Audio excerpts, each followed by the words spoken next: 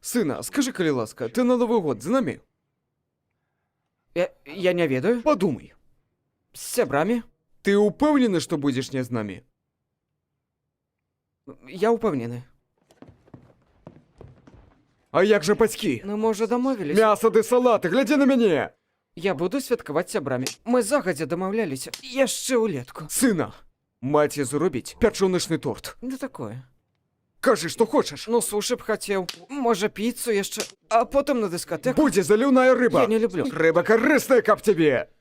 А яшчэ прыедзе цётка Жанна, і яна прывязе тарталеткі, новага мужика і тваіх пляменнікаў. І ім будзе патрэбны твой камп'ютар. Ён запаролены.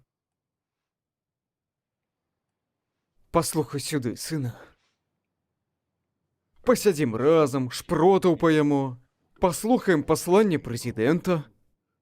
Халадзец будзе, ты ж яго любіш. Не. Не, ты не любіш мацін студзень? Гэта проста застыўшы тлушч. Падумай яшчэ раз, так ці не?